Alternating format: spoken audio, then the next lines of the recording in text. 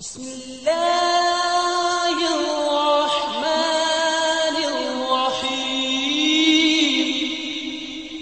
دوسرا مسئلہ جس پر ہم چاہتے ہیں کہ گفتگو ہو جائے، جس سے ہم دوچار ہیں، وہ ہے ارتداد، بڑھتا ہوا ارتداد۔ ارتداد کیا ہے؟ ارتداد مطلب دین اسلام کو چھوڑ کر کے کوئی دوسرا دین، دوسرا دھرم اور مذہب قبول کرنا۔ دین تو صرف اسلام ہے، باقی دھرم یا مذاہب ہیں، تو دین اسلام کو چھوڑ کر کے کوئی دوسرا، کوئی دھرم اور کوئی مذہب قبول کرنا، یہ ارتداد ہے۔ ارتداد میں دو صورتیں ہیں، ایک تو عام ہے اور ایک خاص صورت بھی ہے ارتداد کی۔ اس میں ہماری گھریلو، ہماری سماجی، ہماری معاشرتی اور ہماری تہذیبی غیرت کو بھی چوٹ پہنچتی ہے۔ ایک دوسری صورت اور ہے۔ دوسری صورت وہ کیا ہے کہ پہلے کیا ہے کہ کچھ جاہل لوگ، کچھ ان پڑھ لوگ، ان پڑھ گھرانے، ان پڑھ نوجوان کبھی بہک گئے، بدل گئے، کسی نے لالچ دے کر کے بدلا لیا، کچھ اس کے اسباب ہوا کرتے تھے، ایسا کبھی ہو جایا کرتا تھا۔ لیکن اس سے آگے کبھی ایسا نہیں ہوتا تھا کہ عام طور پر کہ ہماری خواتین میں بھی یہ مسئلہ پیدا ہو۔ وجہ اس کی یہ ہوتی تھی کہ خواتین کا میل جول اس طرح کا ہوتا ہی نہیں تھا۔ پھر اس سے آگے ایسا نہیں ہوتا تھا کہ کوئی خاتون کسی دوسرے چکر کی وجہ سے دھرم اور مذہب قبول کرے، وہ بھی ہونے لگا ہے۔ تو یہ ارتداد کی جو صورت بنی ہے وہ بھی ایک آخری درجے کی، افسوسناک درجے کی اور غصہ پیدا کر دینے والے درجے کی اور ایک غیرت کو جگا دینے والے درجے کی صورت پیدا ہوئی ہے۔ یہ مسئلے کی صورت ہے۔ آئیے ہم یہ دیکھ لیتے ہیں کہ اس کے اسباب کیا ہیں۔ تو پہلے جیسے بیان کیا تھا بنیادی سبب، ویسے اس کا بھی ایک بنیادی سبب ہے، اور پھر اندر بھی بہت سارے اسباب ہیں۔ بنیادی سبب دو ہی ہے، دین سے ہماری دوری اور دعوت میں ہمارا پیچھے رہنا۔ میں نے اس سے پہلے یہ کبھی خطبہ جمعہ میں آیا تھا تو میں نے بتایا تھا کہ ہمارے یہاں جلسے جلوس وغیرہ وغیرہ بہت ہوتے ہیں، لیکن جس کو دعوت دین کہتے ہیں وہ نہیں ہو رہا ہے۔ تو دین کی دعوت کا کام کمزور پڑ جانا، دعوت دین کا کام کمزور پڑ جانا، اور اس دین کا خود ہمارے اندر کمزور پڑ جانا جس کی دعوت دینی ہے۔ تو دو باتیں ہیں، وہ دین جس کی دعوت دینی ہے وہ ہمارے اندر بہت کمزور ہے، اور پھر جو کچھ ہے بھی اس کی دعوت بھی بہت کمزور ہے۔ یہ وہ دو باتیں ہیں جس کی بنیاد پہ یہ مسئلہ پیدا ہو رہا ہے۔ آئیے اب کچھ نیچے کے اسباب پر غور کرتے ہیں۔ ایک سبب یہ ہے رواج والا اسلام، رواج والا اسلام، شعوری اسلام نہیں۔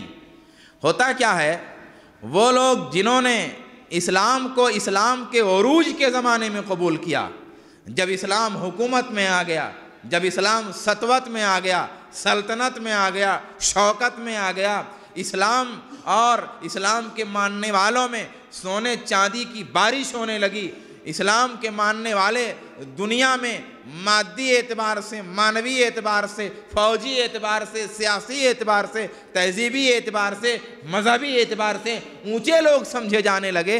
اس دور میں جب لوگ اسلام قبول کیے تو وہاں جب ارتداد ہوا اس زمانے میں، تو ارتداد عام طور پہ ایسے ہی لوگوں کے اندر آیا تھا جنہیں اسلام مفت میں ملا تھا، جنہیں اسلام مفت میں ملا تھا، جنہیں اسلام کو پانے کے لیے کوئی پریشانی نہیں اٹھانی پڑی تھی۔ تو جب بھی اسلام رواجی ہوگا، جب بھی اسلام کے لیے کوئی پریشانی نہیں اٹھائے گا آدمی، تو اس کو دینے میں کیا لگتا ہے، کیونکہ اس کی جڑیں نہیں بنتی ہیں۔ تو ہمارا کام یہ ہونا چاہیے کہ ہم جو پیدائشی مسلمان ہیں، ہمارا بیٹا صرف اتنا جانتا ہے کہ میرے باپ کا نام فلاں ہے، میرا نام فلاں ہے، میرے دین کا نام فلاں ہے، لیکن اس دین کی گہرائیاں کیا ہیں، اس دین کا مزہ کیا ہے، رسول کی محبت کا ذائقہ کیا ہے، اسے نہیں معلوم۔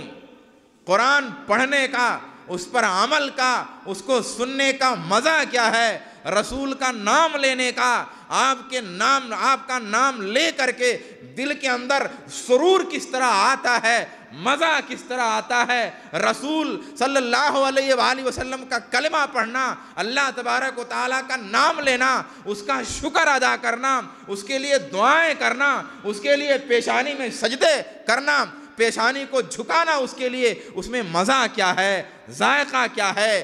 جب ہمارے بچوں کے دلوں پہ کبھی وہ کیفیت نہیں گزرتی، ہمارے دلوں سے جب وہ کیفیت نہیں گزرتی، تو لٹانے میں کیا ہے بھائی؟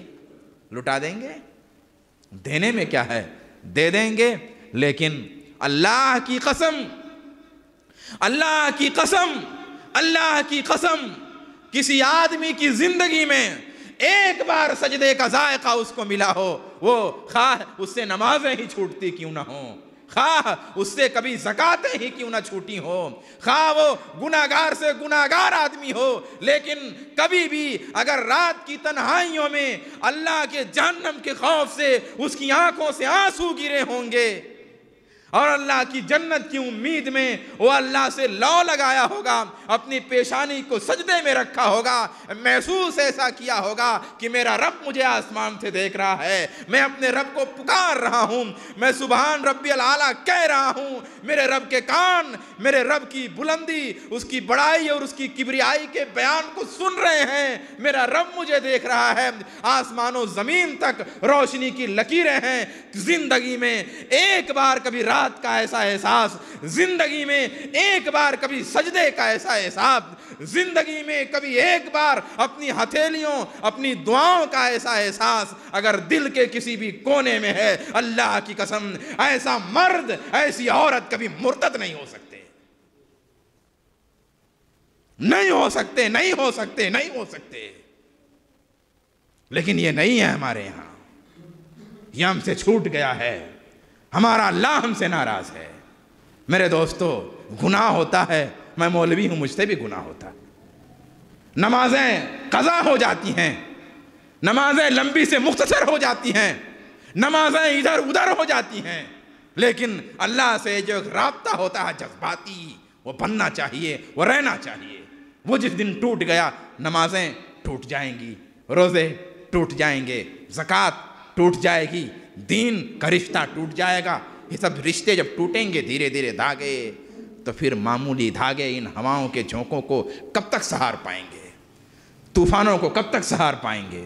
تو شعوری اسلام آنا چاہیے دل و دماغ میں، اور دل و دماغ کے نقشے میں اسلام کا نقشہ بیٹھنا چاہیے کہ اس نقشے کو بڑے سے بڑا گناہ کھرچنا چاہے تو وہ نقشہ کھرچ نہ سکے، چاہے وہ محبت کا گناہ ہو، چاہے وہ آوارگی کا گناہ ہو، چاہے غیروں سے بات کرنے کا گناہ ہو، چاہے بدماشی کا گناہ ہو، چاہے بدچلنی کا گناہ ہو، کیسا بھی گناہ، کیسا بھی بڑا اور شدید گناہ کیوں نہ ہو، کیسا بھی ذائقے دار اور جذباتی گناہ کیوں نہ ہو، دین کا نقشہ، توحید کا نقشہ اگر گہرا ہے ہمارے دل و دماغ میں، تو گناہ کے یہ تھپڑے اور گناہ کے ناخن اس نقشے کو کھرچ نہیں سکتے۔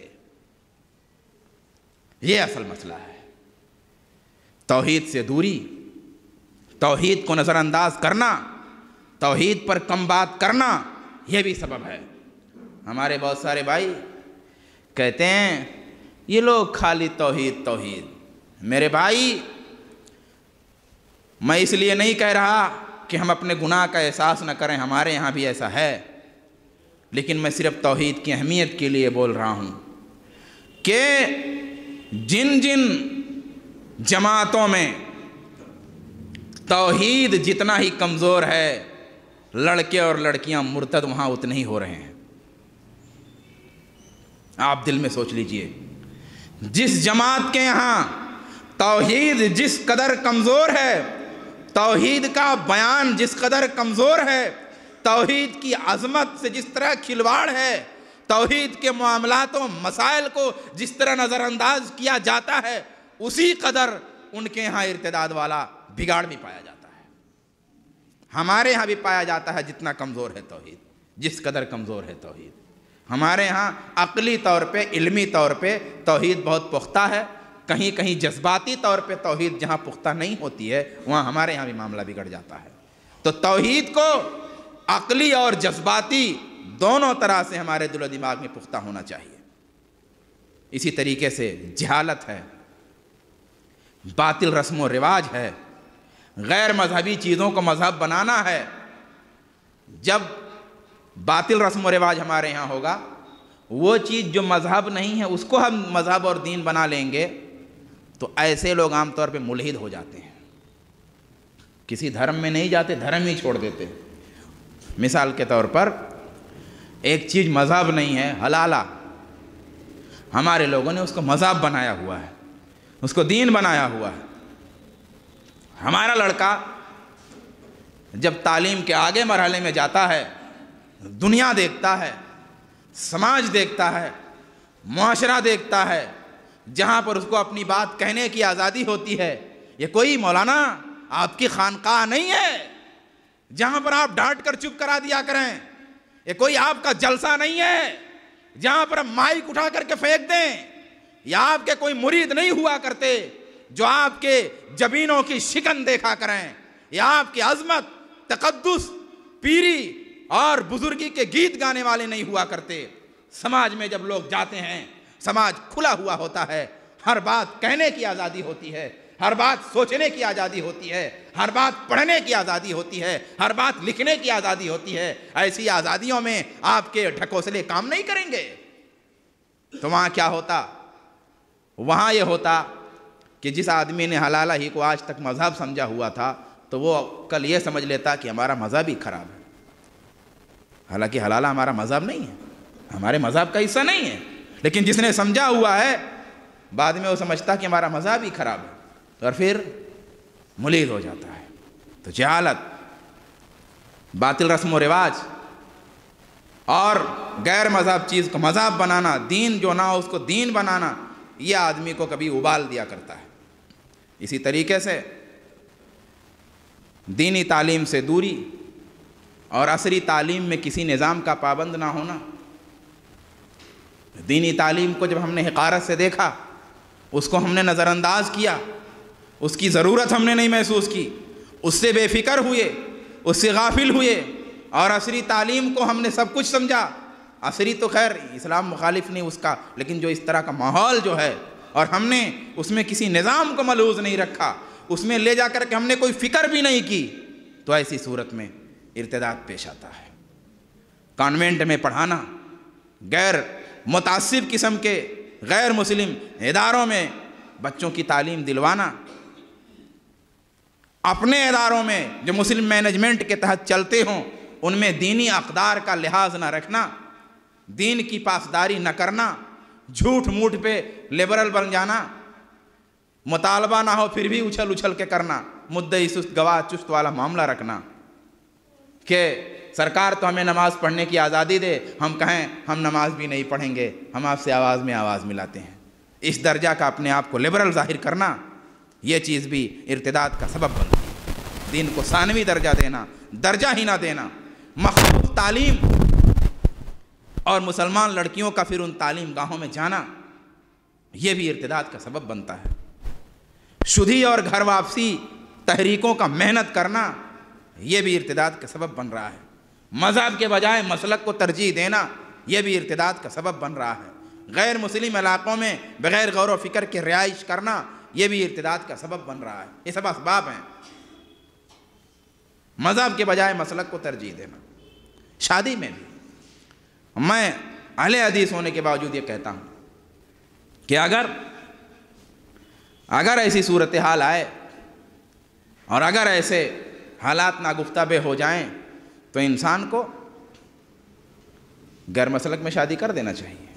کبھی ایسی صورت پیش اگر آئی کہ بھائی کم سے کم کلمہ پڑھنے والے کی جگہ تو رہے گا، کلمہ چھوڑنے والے کی جگہ تو نہ رہے، کبھی ایسی حالت پیش آ سکتی ہے، تو ایسی حالت میں ہم کو سمجھوتا کرنا چاہیے۔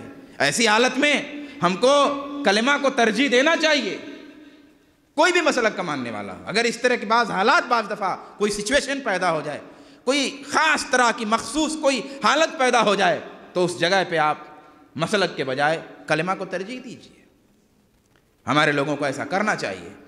مسلک کے بجائے مذہب کو ترجیح دینا چاہیے. ہمارے لوگ ایسا نہیں کر رہے، اس لیے ایسا ہو رہا ہے. اور خاص طور پہ ہمارے جو دوسرے اخوان، دوسرے بھائی ہیں، ان کے اندر یہ عیب زیادہ ہی پایا جا رہا ہے. تحریکیں محنت کر رہی ہیں، طرح طرح کے فنڈے لا رہی ہیں، طرح طرح کے طریقے، ناقابل بیان طریقے ہیں. وہ طریقے اختیار کرتی، اپنے لوگوں کو تیار کرتی، زمانے سے ایسا کر رہی ہیں، ان کے لیے فنڈنگ کرتی، اس کے لیے پورا نظام اختیار کرتی. تو جب اتنی محنت بھی ہو رہی ہے اور ادھر دین سے دوری بھی ہے، تب دونوں چیز اکٹھا ہو جاتی نا. سامنے والی کی محنت بگاڑنے کی، سامنے والی کی محنت بہلانے اور پھسلانے کی، سامنے والے کی محنت مرتد بنانے کی، اور وہاں جہاں ہماری غیرت رہا کرتی ہے.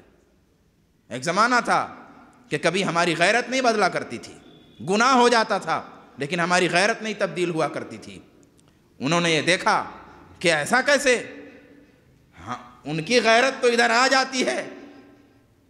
یعنی انہوں نے سوچا کہ ہماری غیرت تو مسلمانوں کے پاس چلی جاتی، لیکن مسلمانوں کی غیرت کبھی ہمارے پاس نہیں آتی، اس لیے وہ تو اونچے ہو گئے. تو انہوں نے اس میں بھی نیچا دکھانے کی کوشش کیا اور ہماری غیرت کو بھی تبدیل کرنے کی کوشش کیا اور اس کے لیے محنت کیا. اور ادھر دین سے ہماری دوری. ہم تعلیم میں کوئی لحاظ نہیں کرتے، اسکول میں کوئی لحاظ نہیں کرتے، یونیورسٹی کے معاملے میں کوئی لحاظ نہیں کرتے. ہمارے بچے جاہل ہیں، ہمارے بچے نیچے تک، ہماری بچیاں آگے تک لوہے والی تعلیم حاصل کر رہی ہیں، اسٹیل والی تعلیم حاصل کر رہی ہیں. ارے ان شعبوں میں جانے کی کیا ضرورت ہے؟ ان شعبوں میں کون سا اسکوپ ہے ہماری بچیوں کے لیے جو ہم آپ وہ تعلیم دلوا رہے ہیں؟ اور دین سے سمجھوتا کر کے تھوڑی ہم کو دنیا حاصل کرنی ہے. اگر ہماری بچی کے لیے کوئی محفوظ ماحول نہیں ہے تو ہم اس کے لیے دوسرا طریقہ اختیار کر سکتے ہیں. تعلیم کے دوسرے میدان ہیں، دوسرے آپشن ہیں، دوسرے شعبے ہیں. تعلیم کے وہ دوسرے شعبے اختیار کیجئے.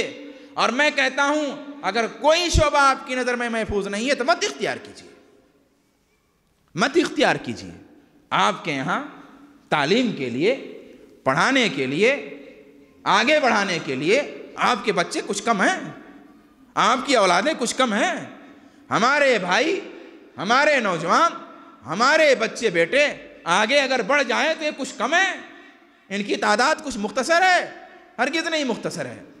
لڑکیوں کی تعلیم، ان کا حقیقی مقصد کیا ہوتا ہے؟ ان کا حقیقی مقصد تو یہ ہوتا ہے لڑکیوں کی تعلیم کا کہ وہ اپنے گھر کا نظام صحیح طریقے سے چلا سکیں، اپنے بچوں کی تعلیم کا انتظام بھی صحیح طریقے سے کر سکیں. بہت آگے جانا ہے، بہت آگے جانا ہے ان کو. تو اتنا آگے جانا چاہیے کہ شوہر کے ساتھ کچھ حادثہ اور معاملہ ہو جائے تو زندگی کی گاڑی کو مینج کر سکیں، فرسٹ ایڈ جانیں. چھوٹا موٹا گھر میں کوئی حادثہ ہو جائے تو پہلی صورت میں اس سے کیسے نمٹنا چاہیے وہ جانیں. ایک ماں بننے کے لیے کن حالتوں سے ایک ماں طبی طور پہ گزرتی ہے، بنیادی طور پہ اس کا بھی علم رکھیں. بچہ پیدا ہو جائے تو کب کون سی غذا دینی چاہیے، کس طرح کی دینی چاہیے، کس مقدار میں دینی چاہیے، کس کیفیت میں دینی چاہیے وہ جانیں، اس کو بتائیں. بچی ہے، بچہ ہے، 10ویں تک، 8ویں تک، 5ویں تک اردو، انگلش، مراٹھی، ہندی، عربی کی تعلیم خود سے دے سکیں. اسکول سے وہ تعلیم پائے تو اس کو چیک کر سکیں. بچے کو، بچی کو کس میدان میں زیادہ آسانی ہے اس کا اندازہ کر سکیں، اس کی رہنمائی کر سکیں، شوہر کو اس سے فارغ کر سکیں. کوئی کام کم ہے؟ معاملات کم ہیں؟ بہت سارے معاملات ہیں. بچیوں کے بہت سارے میدان ہیں. ڈیزائننگ سیکھ سکتی ہیں کمپیوٹر کی، گھر میں بیٹھ کر کے کتابیں لکھ سکتی ہیں، گھر میں بیٹھ کر کے مضامین لکھ سکتی ہیں، گھر میں بیٹھ کر کے کمپیوٹر پہ اور دوسرے طرح کی ڈیزائن کر سکتی ہیں، کپڑے کی ڈیزائن کر سکتی ہیں، گھر میں بیٹھ کے کام کر سکتی ہیں، گھر میں بیٹھ کر کے تعلیم دے سکتی ہیں، دروس دے سکتی ہیں، ٹیوشن پڑھا سکتی ہیں، ڈاکٹری کر سکتی ہیں. بہت سارے میدان ہیں. کوئی وہ لوہا اور اسٹیل والا ضروری ہے اور ہر میدان میں جانا ضروری ہے؟ ہمارے لیے دین سے بھی اہم کچھ چیز ہے؟ بالکل نہیں ہے. ہمارے پاس اگر دین نہیں ہے، ہمارے پاس اگر غیرت نہیں ہے تو پھر ہمارے پاس کچھ نہیں ہے.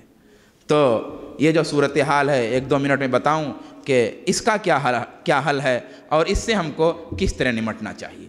تو جو اسباب میں نے بتائے انہی میں بہت سارا نمٹنے کا طریقہ میں نے اشارے میں بتا دیا ہے، لیکن پھر بھی ایک سرسری طور پہ میں کچھ باتیں بتا دیتا ہوں کہ پہلے تو اسباب کو دور کیجئے، گھر میں سیرت کی کوئی کتاب پڑھوائیے، آپ کی کوئی بچی پڑھ رہی ہے اس کو مکلف کر دیجئے کہ حدیث کی فلاں کتاب ہے، روزانہ 5 منٹ پڑھنا ہے اور اتنے وقت میں دادی کو، اماں کو، باجی کو، سب کو بیٹھنا ہے 5 منٹ کے لیے، 10 منٹ کے لیے۔ سیرت کی کوئی کتاب ہے، حدیث کی کوئی کتاب ہے، قرآن کی کوئی آسان اور بہت سادہ سی تفسیر ہے، گھر میں ایک نظام ایسا۔ محلے میں، محلے کے پیمانے پر چھوٹا سا اجتماع، موبائل فون سے احتراز، موبائل فون پر فحش کلام سننے اور سنانے سے احتراز۔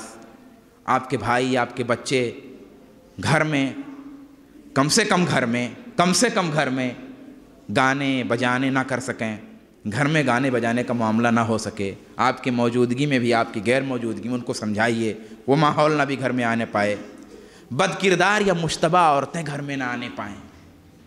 بدچلن جو عورتیں ہوتی ہیں تو وہ اس طرح کی گفتگو کیا کرتی ہیں تو کچا ذہن جو ہوتا ہے اس سے متاثر ہو جاتا ہے۔ وہ کچا ذہن جو کبھی اس طرح کی بات نہیں سنا ہوا ہوتا ہے، بیٹی گھر میں ہے ماشاء الحمدللہ، بہن گھر میں رہتی ہے الحمدللہ، ہر طرح کا لحاظ ہے آپ کے یہاں الحمدللہ، آپ اپنی بیٹی بہن کو ساتھ میں کہیں جاتے لے کے جاتے، بہت اچھی بات، آپ کی بیوی بھی ایسا کرتی، بہت اچھی بات، سب کچھ اچھا ہوتا ہے بہت دفعہ، لیکن بہت دفعہ پتہ ہی نہیں چلتا کیڑا کہاں سے آ گیا گھر میں۔ ہوتا ہے نا ایسا، سماج میں ایسا کبھی سننے میں آتا، آدمی بہت اچھا، گھرانہ بہت اچھا، گھر بہت اچھا، لڑکی خود بہت اچھی، بھائی بہت اچھے، گھر میں کیڑا میڈک کدھر سے آ گیا، سوراخ تو سب بند تھے۔ تو یہ میڈکیاں ہیں، یہ بد کردار عورتیں جو ہوتی، یہ بد چلن عورتیں جو ہوتی، یہ مشتبہ عورتیں جو ہوتی، یہ گھر میں جب آتی ہیں تو مختلف طرح کی جو باتیں کرتی ہیں، مختلف طرح کی لڑکیاں جو آپ کی لڑکیوں سے ملتی ہیں تو وہ جو مختلف طرح کی باتیں کرتی ہیں، وہ اپنے آپس کے معاملات کو جو شیئر کرتی ہیں اور ان کو لذت کے ساتھ جو بیان کرتی ہیں تو وہ ان کے کانوں میں جاتی ہیں، دھیرے دھیرے پہلے اس کا علم ہوتا ہے، پھر اس سے انوثیت ہوتی ہے، پھر اس کی طرف لپکنا ہوتا ہے، پھر اس کی طرف جانا ہوتا ہے، اس کی خواہش ہوتی ہے، اس کا عزم ہوتا ہے، اور پھر اس طرح سے بگاڑ ہوتا ہے۔ اس کا بھی لحاظ کیجیے۔ عقیدہ کی بہت مستحکم، پرزور اور سخت تعلیم ہونی چاہیے۔ آپ کے یہاں کمپیوٹر ہو تو اس پر علماء کے بیانات ہوں، ٹیلی ویژن سے احتراز کریں، کیونکہ ٹیلی ویژن پہ مختلف طرح کی چیزیں آتی، اس میں آپ کٹ نہیں کر سکتے الا کہ آپ کے یہاں اس کا کوئی علاج ہو۔ گھر میں محبت کا ماحول رکھیے۔ بہت دفعہ گھر میں سختی کا ماحول بہت زیادہ اگر ہے، آپ کے نفرت کا ماحول ہے تو اس سے بھی بچے محبت دوسری جگہ ڈھونڈتے ہیں، تو گھر میں محبت کا ماحول رکھیے، پیار بچوں سے کیجیے، بچیوں سے خاص طور پہ کیجیے، ماں کرے، باپ کرے، بھائی کریں، تاکہ اس کو جو محبت گھر میں ملے وہ ایسی محبت باہر اس کو نہ مل سکے۔ اپنی بچیوں کو اور بچوں کو محبت کے دھوکے بھی سکھائیے کہ کس طریقے سے محبت کے دھوکے دیے جاتے ہیں، کس طرح سے پیار کے جھانسے دیے جاتے ہیں، کس طرح سے رجھانے کی ترکیبیں اختیار کی جاتی ہیں۔ زمانے کے سرد و گرم سے اشاروں کنایوں میں بتانا بھی ضروری ہے، کیونکہ حالات اس طرح سے ہیں، مسائل اس طرح سے ہیں کہ جو بچیاں سیدھی سادی ہوتی، جو بچے سیدھے سادے ہوتے، برائی کو نہیں جانتے، مقاصد کو نہیں جانتے، لوگوں کے رنگ کو نہیں جانتے، وہ پڑ جایا کرتے ہیں۔ وہ سمجھتے ہیں کہ فلاں دیکھیے میرے لیے کتنا اچھا کر رہا ہے، ان کو کیا معلوم کہ اس اچھائی کے پیچھے گندگی کا کیسا ڈھیر ہے، کیسا ملبہ ہے، انہیں نہیں معلوم ہے۔ دنیا کا رنگ ان کو نہیں معلوم ہوتا، ان کو نہیں کرنا نہیں آتا، ان کو انکار کرنا نہیں آتا، صرف شرمانا اور لجانا آتا ہے۔ تو یہ آپ کو بتانا پڑے گا کہ بیٹی، بیٹے، بہن، شرم اچھی چیز ہے، لجانا اچھی چیز ہے، بہت مطلوب چیز ہے، ہم نے سکھایا ہی تم کو یہی ہے، لیکن کہیں تمہارے ہاں لجانے کے بجائے ہمت بھی ہونی چاہیے، انکار کی جرات ہونی چاہیے، کچھ سخت جملہ بول دینے کی جرات ہونی چاہیے، وہ جرات بھی آپ کو سکھانا چاہیے۔ اس سے بھی ایک اچھا ماحول ہوگا۔ اسکول میں دوست کیسے ہیں اس کا علم رکھیے۔ گھر میں کچھ کہنے کی آزادی ہونی چاہیے، ایسا بھی نہ ہو کہ منہ پہ تالے لگے ہوں تاکہ کوئی بات کہہ ہی نہ سکے ڈر کے مارے، اور ڈر کے مارے کوئی بات نہ کہہ سکے اور وہی بات برائی کا سبب بن جائے، تو اتنی بھی سختی نہیں ہونی چاہیے۔ مخلوط محفلوں سے گریز کریں، مخلوط محفلیں بہت جان لیوا ہوا کرتی ہیں۔ گھر میں دعاؤں کا اہتمام کریں، گھر سے نکلنے کی، گھر میں داخل ہونے کی، کپڑا پہننے کی، کپڑا اتارنے کی، سفر کرنے کی، سفر سے آنے کی، یہ ساری دعاؤں کا اہتمام کریں۔ نمازوں کا اہتمام ہو، اسلاف سے اور رسول سے محبت سکھائیں، محبت سکھائیں. محبت جب سیکھے رہیں گے, محبت بیٹھی رہے گی تو یہ دیوار بنے گی. اسی طریقے سے دین سے جو بھی جڑی چیز ہیں, چاہے شخص ہو چاہے کاغذ ہو, اس کا احترام سکھائیے. آپ کے گھروں میں علماء کی برائی نہیں ہونی چاہیے, بھلے برے ہوں, ان کا استہزاء نہیں ہونا چاہیے, ان کا مذاق نہیں اڑنا چاہیے, تاکہ انہی کے ذریعہ سے دین کی بات آنی ہے جب, تو وہ اگر ہلکے ہو جائیں گے ہمارے بچوں کی نگاہ میں, ہماری بچیوں کی نگاہ میں, تو اسی ہلکے انداز میں ان کی بات کو لیں گے. اسی لیے ہمیشہ گھر میں دین سے جڑی ہوئی چیزوں کی عظمت بیٹھانی چاہیے, عزت بیٹھانی چاہیے. اور اگر کہیں کچھ کیس آئے تو اس کو سمجھانا چاہیے کہ اچھے برے ہر سماج میں ہوا کرتے ہیں, تاکہ ماحول بنا رہے, اچھا رہے. دعوت دین میں تیزی ہونی چاہیے, دینی تعلیم کا پھیلاؤ ہونا چاہیے. یہ تمام چیزیں اس بات کا علاج ہے. تو یہ 2 مسائل میں نے بہت سارے مسائل میں بطور خاص ذکر کیے ہیں, ان کے اسباب ذکر کیے ہیں, ان کا حل بتایا ہے. اللہ تبارک و تعالیٰ سے دعا ہے اللہ تبارک و تعالیٰ ہم سب کو توفیق بخشیں. آمین ثم آمین یا رب العالمین. وآخر دعوانا الحمد للہ رب العالمین. والصلاۃ والسلام علی رسول اللہ.